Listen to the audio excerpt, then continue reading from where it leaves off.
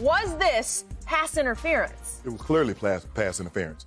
And they keep saying, I keep hearing people say he make a play on the ball. How can he make a play on the ball when his head's not turned around? That's what they say all the time. If you get your head around, they're less likely to call PI. His head was back. His back was to the quarterback. Now, Skip, there are a lot of things that wrong. First of all, Daniel Jones should have never hitched. You throw this ball on rhythm. You roll out. Once he hits. That's not the question. That's what I'm saying. I'm just saying there are a lot of. Skip. Daniel Jones was late. He shouldn't have hit. But still, that did not supersede the pass interference. He ran the guy up. The guy from the back judge, had the best view. The side judge did not have a good view because Dion Lewis was between him and Antoine Winfield Jr. The back judge had the best view. To answer Jenny's question, this was PI. If I'm a firm believer, if you make this call in the first quarter, the time of the game should not determine whether or not it's a flag or not. If you jump offside the first play of the game, call it. If you jump offside with 2 seconds left in the ball game, call it. You can't say you let the players determine the outcome of the game. A penalty is a penalty, regardless of the time of the game or the situation in the game.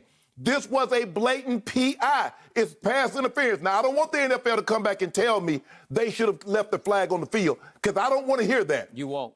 That was a pass interference that was blatant, and they let them off the hook. It should have never come down to this. But if Daniel Jones wasn't terrible, it wouldn't have come to this. But since it did, this was pass interference, plain and simple. Wrong.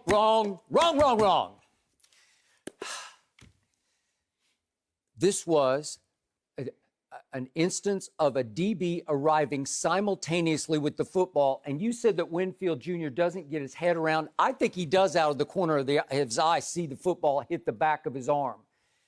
Did he put his hands on the receiver? Absolutely not. He put his body on the receiver. Didn't touch him. His body, Skip, his body. Did he hinder the receiver's ability to catch the football? Yes. No, he beat him to the spot. Oh, my goodness. It was beautifully played and beautifully done by the National Football League officiating crew to get their heads together and make the right call under duress on live national TV. And I love what the head referee said, Brad Rogers said after the game. The side judge had the flag thrown on the play and came to the down judge who was on that side of the goal line who had a better look. The communication between the side judge and the down judge was that the defender contacted the receiver simultaneously as the ball came in. In order to have defensive pass interference, it has to be clearly early and hinder the receiver's ability to make the catch. Did not happen. Thank you, officiating crew, for having the presence of mind to have a conversation in which finally the side judge who threw the flag said, you know what, you're right. You had a better view of it than I did. And I loved what John Perry said, the ex-referee on ESPN. I know you don't listen to the sound, but I listen, especially when John Perry speaks, because he really knows football inside and out. He said it has to be clear and obvious to throw the flag for pass interference. And in that case, he said it was not even close to being clear and obvious.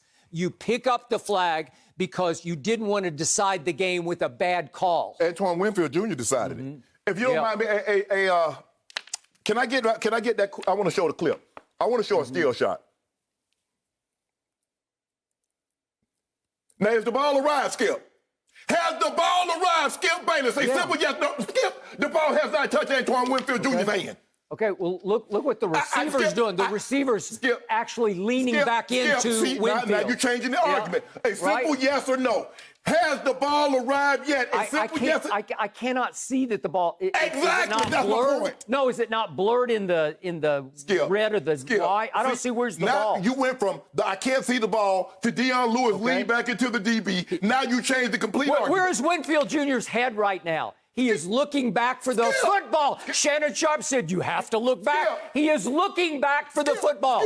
Is he staring at the receiver? No, the receiver is actually trying to come back into him for the ball. That's what you're talking about. I'm sorry. This is classic. Winfield beat him to the spot because Winfield is a really smart young player. I tweeted the other day, receivers, when the ball is underthrown, fight back through the DB, let him run you up, and they're going to throw the flag. So it could have been offensive pass interference? You can't run the guy over. Skip, Antoine Winfield, the quarterback, now mind you, the quarterback is back there. He's looking to the side. Boy, that's a great still shot of Winfield Jr. looking over his shoulder at the football, isn't it? Interesting. Skip. Hit him in the back of the arm because he extended his arm and hit the football. Did he put his hands on the receiver? No. Skip, he put his body on the Skip. You don't have You have a right to that spot. You have a right. Is it supposed to be the offensive player's right to say, get out of my way, the ball's coming? No. Skip, but you can't run the guy over. How do you think pick sixes happen?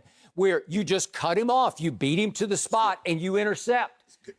You actually think that is really good defense. Did he run him over? No, the offensive player is actually coming back into him. That's what he's supposed to. That's what you're taught to do, Skip. Skip, it was PI. It should have never come to this. If Daniel Jones wasn't so horrible, they would have blown them out. You know that, I know that, but it did come to this. It came to a two-point conversion to tie the game and possibly get into overtime.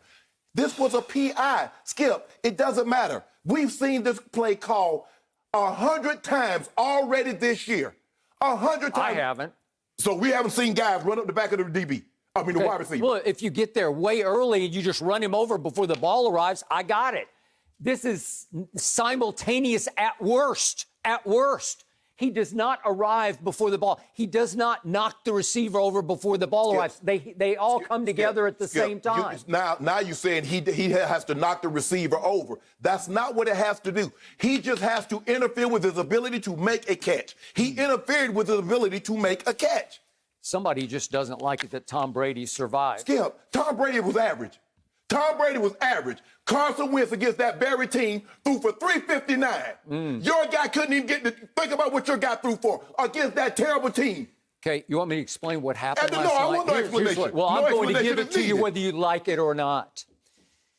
The Buccaneers, obviously, to me, the best team in the NFC, was looking ahead to a grudge match, a revenge game this next Sunday night at home against the team they got thrown into the fire against on opening Sunday when I told you I first guessed this when the schedule came out.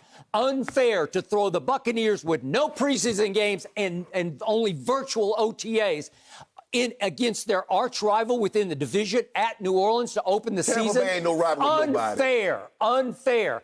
And here they come. They're all the way to 6-2. Would you believe that ties for the best start in franchise history with the 79 Bucs and the 2002 Buccaneers, who, by the way, won the Super Bowl. Tom Brady has lifted the Succaneers to 6-2. And you know what they did last night? Because they were looking ahead, they basically took their C game up to Giants Stadium and played. I told you, the Giants are much better than you give them credit for. You say they're terrible. They're 1-7. The point is, look at all the close games that they're playing. They barely lost to the Rams. They barely lost at the Bears 17-13. It took two miraculous Andy Dalton throws to beat them in Dallas 37. I'm not finished yet. 37-34. Then they finally beat Washington 20-19. The Eagles, they had them beaten. If Evan Ingram just catches the ball, the game is over. They'll just run out the clock. They lost that game 22-21. And last night they lost by 2 because they are game. They will compete. Daniel Jones made some great throws last night, some big-time throws. He made 2 bad idea throws where he was being harassed in the pocket and he still tried to get rid of the ball. And it was awkward to even get the ball away, and he threw 2 picks. Yeah. First of all, the first pick that he throws, they got the double move. And I told you what happens is that these young corners, they will bite, they will gamble because they anticipate pressure. If he works the top, he has the guy, he has Shepard on a slant and go. He's wide open. Where the defender has a hold of him? Is he trying to throw? No. But that's what I'm saying. Skip, if he works the top, he works the wrong side of the field to begin with. I don't understand. If you got a double move at the top, you start there. You can always come back to this move down here, Skip. You always work the double move side first, just in case. And you had overthrown him earlier on a double move. All I know is on that last drive, he converted a 4th and 5, then a 4th and 16, and then he threw an absolute Danny dime to Golden Tate on the back line of the end zone. That is a big-time throw. That kid's got ability. It should have never come to that. But let me ask you this. I just want to know one thing. Why is it when Tom Brady plays average, you always find an excuse? Average? He had a QBR of 82. Is that average? That's That's really good. He was stop playing. Okay, wait. Let's start playing. How about it? The Brady hate emanating from the other side of the table is overwhelming. I'm suffocating over here. He was average last night. Let's see the game-winning drive. This is the 60th game-winning drive of his career because he is money in the fourth quarter. Against the Giants. Yeah, could we see these throws? This is the first one. He's converting a 3rd and 4 to Mickens. Mickens is playing he's throwing to his punt returner. You believe in this? What is Jaden Mickens doing? Then here he goes again, down the middle to Tyler Johnson. And think about it. They threw a flag on that. Why would you throw a flag? They picked it up. Okay, well, why would you throw it? And then here's to Cameron Brate, the seldom used tight end, and that's a dart for 25 more yards, and that's a flag that shouldn't have been thrown, but that's okay. So here we go. First and goal at the 8, and look at this fade route. He is now 8 for 8 to Mike Evans in the red zone on fade routes. How good is that? I just showed you 4 straight plays. Those are 4 straight plays by Tom Brady. And one of them, there was actually one play in between when they got a holding. So one of them, the throw to Tyler Johnson came on 1st and 20. It is money, money, money. And this man says average. Okay. And listen, the New York Giants on defense, do you realize they're tied for 7th in sacks, so they can bring heat. They had 18 going into the game. They got 2 more last night. Tell me that Jabril Peppers is no good at safety because he was all over the field. He had 10 total tackles last night. Tell me James Bradbury is no good at corner. Yeah. All he is the best corner in football. Graded by Pro Football Focus. Okay, right? well, all I know is So let me guess. So you taking Bradbury over Gilmore. You taking Bradbury over Pat Peterson. He's playing the highest level. He's playing the highest level. Well, how about Logan Ryan? Is he any good? The man who made the tackle to put my quarterback, Dak Prescott, out for the season. And how about Blake Martinez? Every time I looked up last night, he's making another tackle. That defense is pretty good. Look at all the low scores they held. The Rams to 17, the Bears to 17. You keep telling me they lost these close games. That's what bad teams do. They find ways to lose. Bad teams get blown out like the Dallas Cowboys get blown out. That's bad team. Skip. Tom Brady played average. Jim, do we have any footage? Do we have any footage from last night? Any footage? Yeah, I just want to see a few things. So because I just want to see this. I don't even want to talk. How long was Mike Evans open? That was a hellacious great throw. That was just good defense. It was no good defense. Come on. What are you talking about? It hit him right in the hands. Peppers got there and knocked it away. Look how long Mike Evans is open. Mike Evans is open. He has to stop it. That's the biggest hyper criticism I've ever heard. I'm glad you showed that play. I am. I'm glad you showed it. What about that throw right there? Okay, he didn't like what. Do you want another pick six? Do you want another pick six? So if he throws the ball, you hate throwaways. What do they always say about Tom Brady? The people who really know football say he is best at missing his incompletions that aren't dangerous. He's a careful misser. Well, I don't know anything about football, but what I do know. I know you killed Aaron Rodgers for throwaways. When Tom Brady throw the ball away, what do you want to do? Throw a pick six? Okay, Aaron Rodgers, for 4 straight years, led the league by far in throwaways. Who led last year? Because he'll just take a look Who and led say, last year? I don't love Who this. led last year? Who had the worst receiving core in football last year? Well, who did? It's another excuse. Okay, well, Aaron Rodgers didn't have the worst receiving core in football. The Bucs won. But the Giants... You know what? You know what Super Bowl teams do? You should know this because you were on one. When you have your C game, when you're looking ahead to an arch rival game the next Sunday night, if you go on the road and actually win a game that you didn't deserve to win, that's how you go win Super Bowls. That's how you get home field advantage. That's the exact same thing that you and Michael Irvin said when the Cowboys came back and beat the Falcons. This game can launch them. And they went right up the next week to Seattle and got beat again. So that doesn't have anything to do with this. But I like what the Giants put something on tape. That what you can do is play a lot of what we would call, a lot of people call it cover 5. We call it 22-man, 22 trail. Is that we jump up underneath, we play 2 deep safeties, and we come get Tom Brady because he's not going anywhere. We don't have to worry about Tom Brady. Now, that's the coverage you would never play against Mahomes because he can run. Or any mobile quarterback, you wouldn't play this coverage. But because it's Tom Brady, if you look at it, Skip, they had the most success jumping in and out of cover 5. 22-man, played some 2. They got into trouble when they went to single high safety or they rushed 3. Don't rush 3 against Tom Brady. Guy's just going to uncover, and he's going to find the open guy. You must put pressure on Tom Brady, and you got to trust your DBs. Okay? I want everybody out there to let this sink in. There was no Chris Godwin last night. He is easily Tom Brady's best target. He's his favorite target because he can run and he can really hurt a defense short and long. Mike Evans is still fighting with a bad ankle, and he's a jump ball artist, and he's a red zone monster. So he mostly gets his targets in the red zone. So I want everybody to understand that Chris Godwin missed his 4th game in 8 games. And what did they resort to? A kid who got 2 targets at Chicago in the loss at Chicago named Jaden Mickens. He's an undrafted kid out of University of Washington, went to Dorsey High School right here in the Los Angeles area, and he's bounced around. He's now on his 4th NFL team, and he is the punt returner for Tom Brady's Buccaneers. Last night, he led them with 8 targets. I want the viewers to process this. The GOAT is playing with, as I used to say, 4 guys from Dorchester up in New England. This is one of those guys from Dorchester, and I'm not even sure he's from Dorchester. This is Jaden Mickens, the punt returner. He threw him 8 balls last night, and at the crucial 3rd and 4 in that final game-winning drive, he threw to Jaden Mickens, who had 2 targets coming in and got 8, the most any Buccaneer last night. And Tom Brady won a game they didn't deserve to win because he was outstanding as usual in the 4th quarter when it mattered. Yet another game-winning drive. And by the way, ladies and gentlemen, that was the 30th time in his career he's come from 10-plus points down to win a game. That is the NFL record by 3 over Peyton Manning and over your friend Dan Marino. Just process that, Mr. Average. Skip, I don't know if you noticed this, but most punt returners are wide receivers.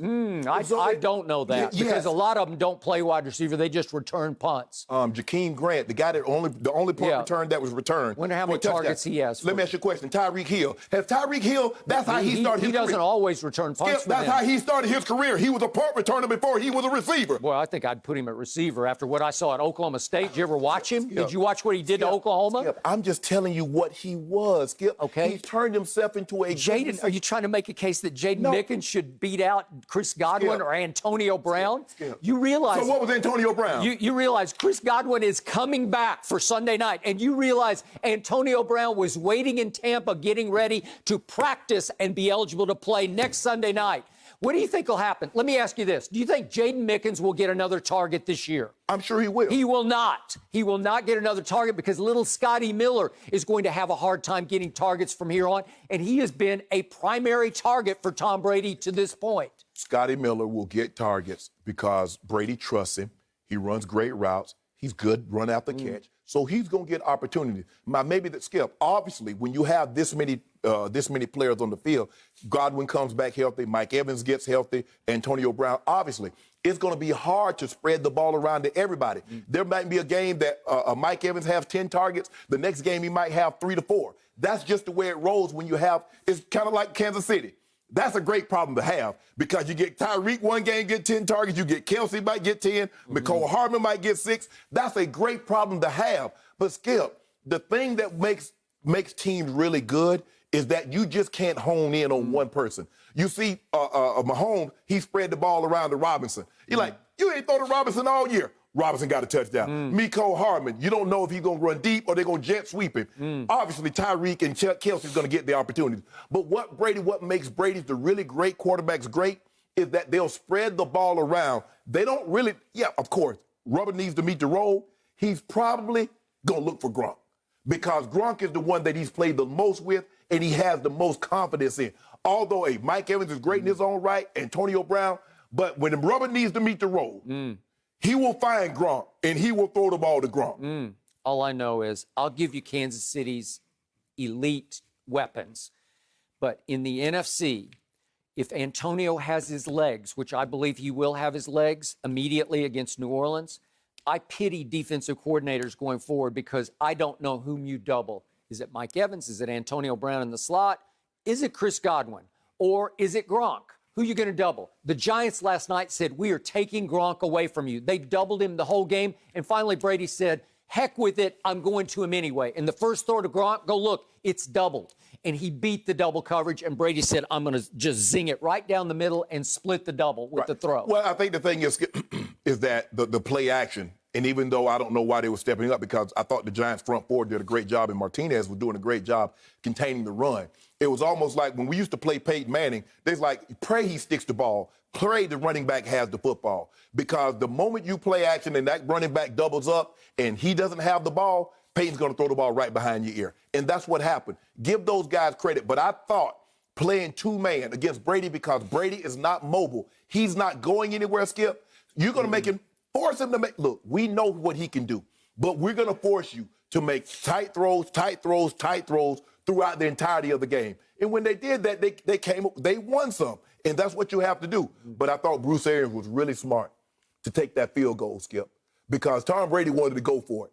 And he's like, you know what? Let's take this field goal, make them drive down the field, make them get a two-point conversion. Because if you don't, you get stopped there, Skip, and they go down and get a touchdown. Now you need a touchdown to come back. I immediately tweeted, kick it. Yeah. But why were they forced to kick it? Why was Tom Brady unhappy in the bigger picture? It's because it came down to 3rd and 1. And by the way, I thought Fournette actually got the first down. I thought they gave him a bad spot. But I think we have this play. On 3rd and 1, what did they do? He turned and handed it to Fournette, and it got completely blown up. Okay? Who is the greatest quarterback sneaker in the history of football? It is Thomas Edward Patrick Brady Jr., and he should have been allowed to sneak that. It was a half yard. He would have gotten it on the sneak. I just believe in him. I never see him not get the yard, and I think he was mad they didn't get it, and I think he probably, if you'd allowed him to, he would have snuck it on. It was going to be close. I think they were playing him for the sneak. And, you know, for that, you've got a 240-pound running back, Skip. But he tiptoes too much. Ronald Jones will hit the hole. Well, Ronald Jones did. Once he fumbled, Ronald Jones didn't see the field again. He got doghouse last night. And, again, the pass got tipped. It hit him in the hands, but it was sort of going. And that's what happened, Skip. Whirly bird. He caught the pass, and he's like, there's nobody around. I'm trying to get up. And when you're trying to get up, Skip, the ball comes away from your body. And he never had a real hold of it. And Blake Martinez just pulled it out. I got it. Yes, he just pulled it out. The guy made a great play. And that was a quick gift touchdown, and you're playing uphill the rest of the game. It gave him confidence. It definitely gave the Giants confidence. Yep. Thank you for watching. You can subscribe here to get the latest from the show, and be sure to check out more of the best clips from Undisputed, or go watch a few other segments from our other shows on FS1.